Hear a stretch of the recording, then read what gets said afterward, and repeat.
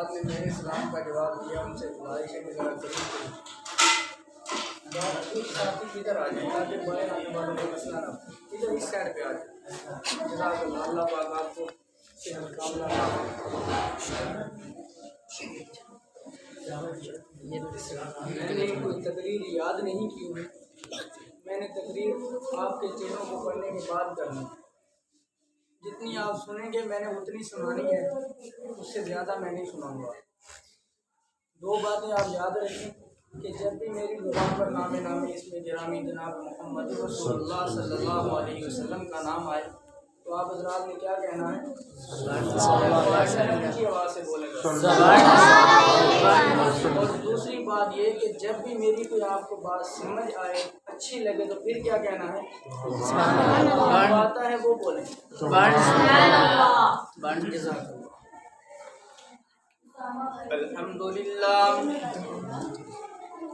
الحمد لله وحده والصلاة والسلام على من لا نبي بعده وعلى آله وأصحابه الذين أوفوا عهدهم الذين هم مصابيح الرحمة ومفاتيح الغرر۔ أعوذ بالله من الشيطان الرجيم، بسم الله الرحمن الرحيم۔ لو أنزلنا هذا القرآن على جبل لرأيته خاشعا متصدعا من خشية الله۔ صدق الله خالقنا العظيم۔ جزاک اللہ ماشاء اللہ۔ وقال صاحب القرآن صلی اللہ تعالی علیہ وسلم: خیرکم من تعلم القرآن وعلمه، او کما قال صلی اللہ تعالی علیہ وسلم۔ صدق اللہ وصدق رسوله النبی الکریم، ونحن على ذلك لمن الشاہدین والشاکرین، والحمد للہ رب العالمین۔ یہی ہے وہ کتاب حق جسے قرآن کہتے ہیں، یہی ہے وہ کتاب حق جسے قرآن کہتے ہیں، جسے فرقان کہتے ہیں، جسے قرآن کہتے ہیں۔ تعارف یہ کراتی ہے خداوند تعالی کا، رسولوں کا، کتابوں کا، فرشتوں کا، حبیب حق تعالی کا۔ نہ کچھ تعریف کا خطرہ، نہ خدشیاں خیانت کا، خدائے پاک خود ضامن ہے اس کی حفاظت کا۔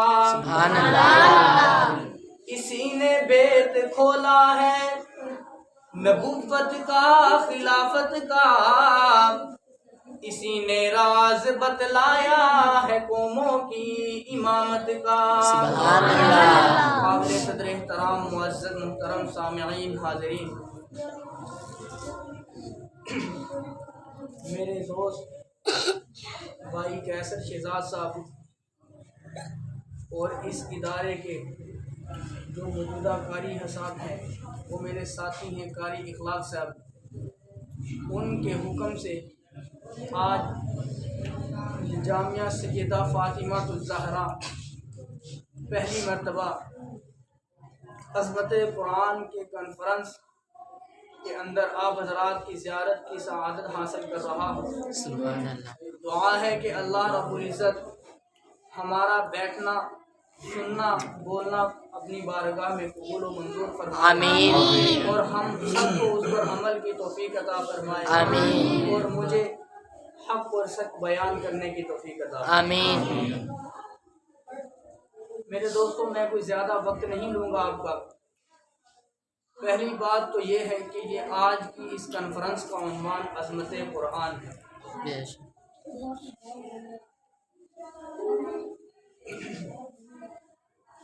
رب العالمین اسی کتاب کے ذریعے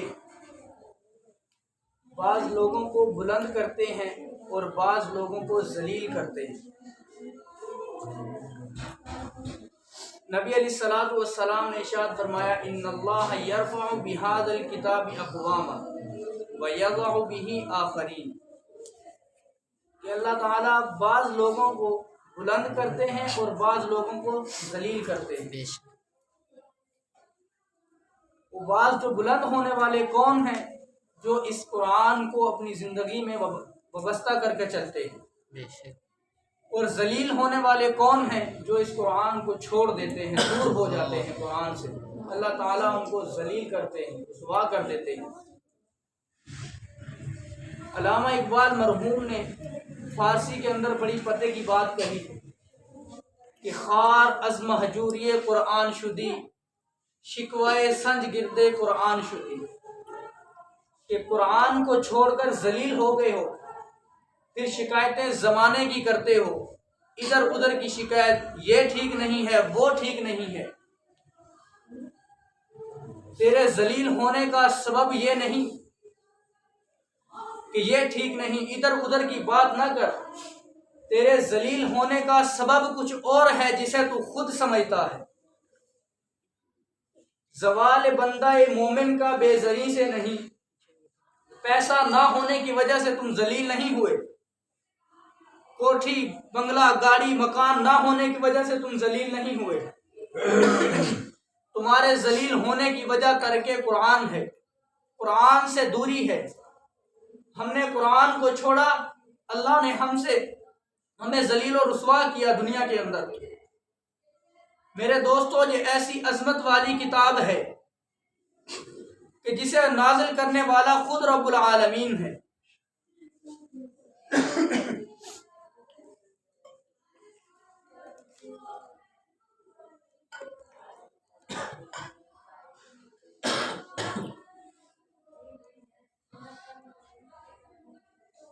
اور لانے والا روح الامین ہے۔ یہ قرآن، اس کا دعویٰ کیا ہے؟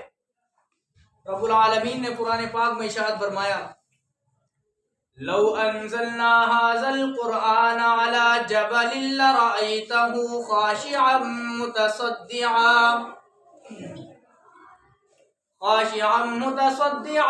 من خشية الله، کہ اگر ہم اس قرآن کو پہاڑوں پر نازل کر دیتے تو وہ پہاڑ بھی خوف خدا کی وجہ سے ریزہ ریزہ ہو جاتے۔ اتنا جلال ہے اس قرآن پاک کے اندر۔ جناب موسیٰ کلیم کوہ طور پر کھڑے ہیں، طلبگار دیدار ہیں، عرض کرتے ہیں خدا بندہ میں تجھے دیکھنا چاہتا ہوں۔ رب العالمین نے فرمایا کہ اے میرے عظیم پیغمبر، تو مجھے نہیں دیکھ سکتا، تیری آنکھوں میں وہ طاقت وہ تاب نہیں کہ تو مجھے دیکھ سکے۔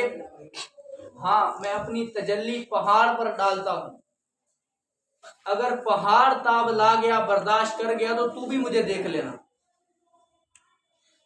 قرآن کہتا ہے فَلَمَّا جَاءَ مُوسَىٰ لِمِيقَاتِنَا وَكَلَّمَهُ رَبُّهُ قَالَ رَبِّ أَرِنِي أَنظُرْ إِلَيْكَ قَالَ لَن تَرَانِي وَلَكِنِ انظُرْ إِلَى الْجَبَلِ۔ رب العالمین نے اپنی تجلی پہاڑ پر ڈالی، وہ پہاڑ بھی خوف خدا کی وجہ سے ریزہ ریزہ ہو گیا، پیغمبر گر گیا، پیغمبر گر پڑے۔ رب العالمین نے فرمایا کہ اے موسیٰ، تیری آنکھوں میں وہ طاقت وہ تاب نہیں کہ تو مجھے دیکھ سکے۔ یہ تو موسیٰ کلیم ہے اور ریزہ ریزہ ہونے والا پہاڑ کوہ طور ہے۔ یہاں پر ایک تاثر پیش کرنا چاہتا ہوں ملتان کے دوستوں۔ رب العالمین نے فرمایا فَلَمَّا جَاءَ مُوسَىٰ لِمِيقَاتِنَا وَكَلَّمَهُ رَبُّهُ، کہ میں نے اپنی تجلی پہاڑ پر ڈالی، پہاڑ ریزہ ریزہ ہو گیا، پیغمبر گر گیا، لیکن مکہ المکرمہ میں ایک غار ہرا ہے، وہاں بھی کھڑا ہوا ایک رسول ہے، ادھر بھی تجلی آئی۔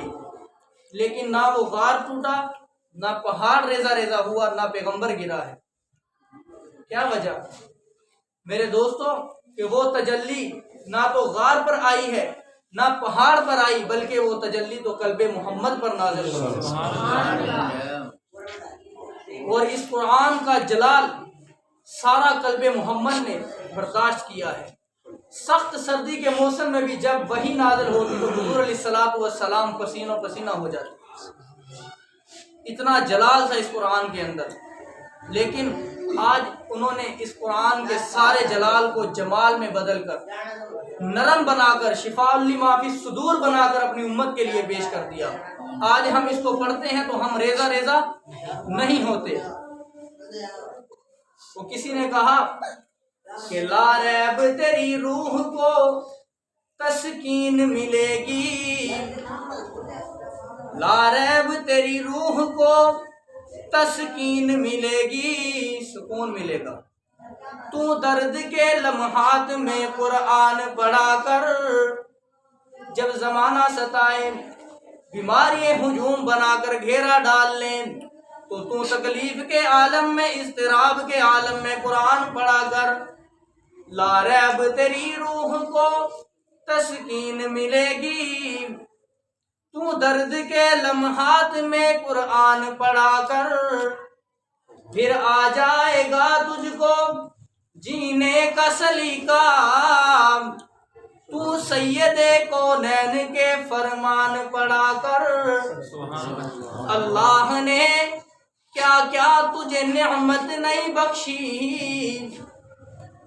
فرصت جو ملے تو سورت رحمان پڑھا کر۔ کیوں؟ قرآن پڑھنے سے ہماری روح کو سکون کیوں ملتا ہے؟ کہ جس طرح ہمارے جسم کی غذا ہمیں بھوک لگتی ہے، ہم کھانا کھاتے ہیں، ہماری بھوک ختم ہو جاتی ہے، ہمیں پیاس لگتی ہے، ہم پانی پیتے ہیں، ہماری پیاس ختم ہو جاتی ہے۔ میرے دوستو، یہ روح کی غذا بھی قرآن کریم ہے۔ ہم قرآن پڑھیں گے تو ہماری روح کو سکون ملے گا۔ اسی لیے کہ تو قرآن پڑھا کر، تیری روح کو سکون ملے گا۔ میرے دوستو، یہ قرآن حضور علیہ الصلوۃ والسلام پر رب العالمین نے ایک یتیم پر نازل کیا، اور اس یتیم کو اس قرآن نے اتنا بلند کیا، اتنا بلند کیا۔ میں نے آپ حضرات کی خدمت میں حدیث پیش کی، ان اللہ یرفع بہذا الکتاب اقواما۔ اس قرآن نے اس یتیم کو اتنا بلند کیا، اتنا بلند کیا کہ وہ عرش معلیٰ پر جا پہنچے، سدرۃ المنتہا بھی نیچے رہ گیا، ساتواں آسمان بھی نیچے، روح الامین بھی نیچے رہ گئے، لیکن جناب محمد الرسول اللہ کعبہ کو زین کی منزل پر پہنچے۔ وہاں جا کر کیا کہتے ہیں؟ التحیات للہ والصلوات والطیبات۔ خدا بندہ، فرش سے عرش پر آیا ہوں، زمین سے آسمان پر آیا ہوں، 3 تحفے لایا ہوں۔ تحیات تیرے لیے، صلوات تیرے لیے، طیبات تیرے لیے۔ رب العالمین نے فرمایا میرے پیغمبر فرش سے عرش پر آئے ہو، زمین سے آسمان تک آئے ہو، 3 تحفے لائے ہو، میں بھی جواب میں آپ کو 3 انعام دیتا ہوں۔ السلام علیکہ ایھا النبی ورحمۃ اللہ وبرکاتہ۔ میرے پیغمبر، سلامتی ہو تم پر، رحمتیں ہوں تم پر، برکتیں ہوں تم پر۔ پیغمبر حضور علیہ الصلوۃ والسلام عرض کرتے ہیں، خدا بندہ صرف مجھ پر کیوں، میری امت پر کیوں نہیں؟ اب تو کہہ دو سبحان اللہ۔ آپ کی بات بھی آ گئی اونچی آواز سے ذرا سبحان اللہ۔ پیغمبر حضور علیہ الصلوۃ والسلام نے فرمایا کہ مجھ پر کیوں، میری امت پر کیوں نہیں؟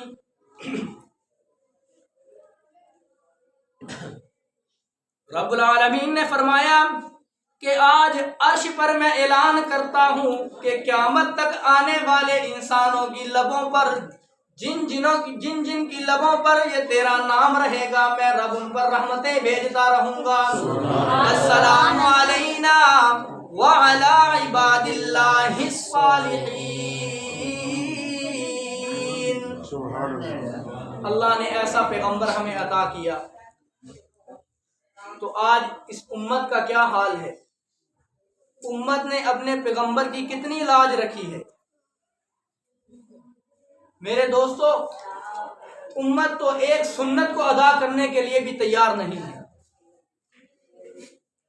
حضور علیہ الصلوۃ والسلام نے فرمایا کہ نماز میری آنکھوں کی ٹھنڈک ہے، اور ہم خود ہی اپنا اندازہ لگائیں کہ ہم کتنی نماز ادا کرتے ہیں۔ دن کے اندر 5 نمازیں فرض کی ہیں، اگر رب العالمین چاہتے تو ایک ہی وقت میں 5 نمازیں فرض کر دیتے، ہم صبح ہی ٹائم میں پڑھ کے اپنی چلو جی فارغ ہو جاتے، سارا دن اپنے کاموں میں مشغول رہتے، لیکن ایسا نہیں ہوا۔ اللہ تعالیٰ جانتے تھے، صبح کی نماز ادا کی، اس کے بعد کافی وقفہ ملا ہمیں، اس کے بعد ظہر کی نماز کا ٹائم ہوا۔ کیا وجہ کہ رب العالمین نے جانتے تھے کہ جب صبح کے وقت نیند سے بیدار ہوں، میرے گھر میں تشریف لائیں اور 2 رکعت نماز پڑھیں، پھر میرے سے اپنے گناہوں کی معافی مانگیں، پھر چلے جائیں اپنے کاروبار میں جا کر مشغول ہو جائیں۔ لیکن جب ظہر کا وقت ہو تو پھر آ جائیں میرے دربار پر، اپنے جو گناہ کیے اتنے وقت کے اندر نماز ادا کریں، پھر اپنے گناہوں کی معافی مانگیں اور اپنے کام میں مشغول ہو جائیں جا کر۔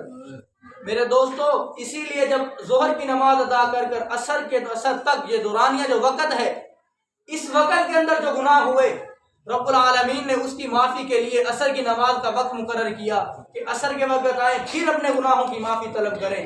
اسی طرح عصر اور مغرب کے درمیان کا جو وقت ہے، وہ بھی مغرب کی نماز کا وقت مقرر کیا کہ دورانیہ وقت کے اندر جو گناہ ہو وہ پھر آئیں، اپنے میرے گھر میں آئیں اور آ کر مجھ سے معافی طلب کریں، میں رب ان کو معاف کر کے غفار بن جاؤں، غفور بھی بن جاؤں۔ لیکن اس امت کا کیا حال ہے میرے دوستو، ہمارے چہروں پر داڑھی بھی نہیں۔ آج ہم لوگوں نے یہ سمجھا ہوا ہے کہ داڑھی کے بغیر حسن آتا ہے، لیکن حضور علیہ الصلوۃ والسلام نے فرمایا لا تنتقوا الشیب فإنہ نور المسلم، کہ داڑھی کے بالوں کو نہ کاٹو، بے شک یہ مسلمان کا نور ہے۔ ہمارا کیا حال ہے، ہم جاتے ہیں نائی کے پاس، جا کر اس طرح بلیڈ چلوا دیتے ہیں۔ علماء فرماتے ہیں کہ جب کوئی شخص حمام پہ جاتا ہے اور نائی کو کہتا ہے کہ میری داڑھی پر اس طرح پھیر دو، بظاہر تو وہ اپنے چہرے پر اس طرح پھروا رہا ہوتا ہے، لیکن حضور کے دل پر اس طرح چل رہا ہوتا ہے۔ جو آدمی داڑھی پر اس طرح کرواتا ہے، داڑھی کو کلین شیپ کرواتا ہے، تو آج سے آپ حضرات نیت کریں، کون کون شخص ہے جو آج سے مجھ سے وعدہ کرے کہ آج کے بعد ہم داڑھی نہیں کٹوائیں گے۔ 2 آدمی ایسے کھڑے ہو جائیں، بس صرف 2 آدمی، اللہ پاک آپ کو جزائے خیر دے گا۔ اور جس کے چہرے پر داڑھی ہوتی ہے نا، جب صبح وہ نیند سے بیدار ہوتا ہے تو فرشتے اس کو سلام پیش کرتے ہیں، اور جس کے چہرے پر داڑھی نہیں ہوتی تو وہ صبح نیند سے اٹھتا ہے، فرشتے آتے ہیں لعنت پیش کرتے ہیں اس کے چہرے پر۔ تو 2 آدمی جلد و جلد، وقت بھی کم ہے، ارادہ فرمائیں کہ آج کے بعد ہم داڑھی نہیں کٹوائیں گے۔ ماشاءاللہ، ہاتھ کھڑا کریں، کون کون تیار ہیں؟ اونچا ہاتھ کھڑا، نیکی کے لیے اونچا ہاتھ کھڑا کریں تاکہ سب کو پتہ چلے۔ کیا نام ہے جی؟ محمد جاوید، ماشاءاللہ۔ دوسرا آدمی، ایک آدمی باقی ہے بھائی، کیا نام ہے؟ عبد الرافع، ماشاءاللہ بھائی۔ عبد الرافع نے اس بات کا وعدہ کر لیا کہ آج کے بعد داڑھی نہیں کٹواؤں گا۔ دعا ہے اللہ رب العزت ان کے علم و عمل میں برکت عطا فرمائے اور ان کی تمام نیک حاجات کو پورا فرمائے، ان کی پریشانیوں کو دور فرمائے، آسانی والا معاملہ فرمائے۔ میرے دوستو، اللہ نے ہمیں ایسا عظیم پیغمبر عطا کیا کہ وہ پیغمبر کے جس کو طائف والوں نے پتھر مارے، لہو لہان کر دیا، لیکن پھر بھی وہ پیغمبر ان کو دعائیں دے رہے ہیں، ان کے لیے مغفرت کی دعائیں کر رہے ہیں کہ یا اللہ ان کو ہدایت عطا فرما، ان کو ہدایت عطا فرما، اگر ان کے نصیب میں ہدایت نہیں تو ان کو نابود فرما، ختم فرما۔ ہم سے تو کافر ہی اچھے ہیں۔ قرآن کہتا ہے افلا ينظرون الى الابل كيف خلقت۔ اس آیات مبارکہ کی تشریح کے اندر مفسرین نے لکھا ہے، عربی کے اندر ابل اونٹ کو کہتے ہیں، افلا ينظرون الى الابل كيف خلقت۔ اونٹ اللہ کا شکر ادا کرتا ہے کہ یا اللہ تیرا شکر ہے کہ تو نے مجھے بڑا جانور بنایا، چھوٹا جانور نہیں بنایا۔ اسی طرح بکری وہ بھی اللہ کا شکر ادا کرتی ہے کہ یا اللہ تو نے مجھے حلال جانور تو بنایا ہے, مجھے حرام جانور نہیں بنایا. کتا وہ بھی اللہ کا شکر ادا کرتا ہے کہ یا اللہ تیرا شکر ہے تو نے مجھے کتا تو بنایا, خنزیر نہیں بنایا. اور جو خنزیر ہے وہ بھی اللہ کا شکر ادا کرتا ہے کہ یا اللہ تیرا شکر ہے تو نے مجھے خنزیر بنایا, مجھے بے نمازی نہیں بنایا. دنیا کے اندر سب سے بدترین جانور خنزیر ہے, لیکن میرے دوستوں وہ بھی بارگاہ ربوبیت میں آ کر اپنی رب کے سامنے التجا کرتا ہے کہ یا اللہ تیرا شکر ہے کہ تو نے مجھے خنزیر بنا دیا, بے نمازی نہیں بنایا. حضرت انس رضی اللہ تعالی عنہ مجمعین سے روایت ہے کہ حضور پاک صلی اللہ علیہ وسلم نے فرمایا کہ جو شخص بغیر کسی عذر کے اپنے گھر میں نماز ادا کرے, حضور علیہ الصلوۃ والسلام نے فرمایا کہ میرا دل چاہتا ہے میں اتنا ایندھن اکٹھا کروں, اتنا ایندھن اکٹھا کروں, اتنا بڑا وہ پہاڑ بن جائے اور پہاڑ کے برابر, اور ان کے گھروں میں جا کر پھینک کر جلا, ان کے گھروں کو جلا دوں. جو شخص بغیر کسی عذر کے گھر میں نماز ادا کرتا ہے. میرے دوستوں نماز مسجد میں ادا کرنی چاہیے, گھر کے لیے صرف عورتوں کے لیے ہے, عورت گھر میں نماز پڑھے. ہاں اگر کوئی مجبوری ہے, چل نہیں سکتا, مسجد میں جا نہیں سکتا, تو اس کی تو اجازت ہے, لیکن بغیر کسی عذر کے گھر میں نماز پڑھنے کا یہ حکم ہے کہ اللہ کے نبی فرماتے ہیں کہ میرا دل چاہتا ہے میں ان کے گھروں کو جا کر آگ لگا دوں. تو میرے دوستوں مسجد میں آ کر نماز پڑھنے کی کوشش کیا کرو. جب انسان گھر سے وضو کر کے مسجد کی طرف چلتا ہے گویا کہ وہ اس حالت میں ہے کہ جیسے حاجی احرام باندھ کر بیت اللہ کی طرف جا رہا ہے. دعا ہے کہ اللہ رب العزت ہمیں حضور علیہ الصلوۃ والسلام کے بتائے ہوئے طریقوں پر عمل کرنے کی توفیق عطا فرمائے. وآخر دعوانا الحمد للہ رب العالمین.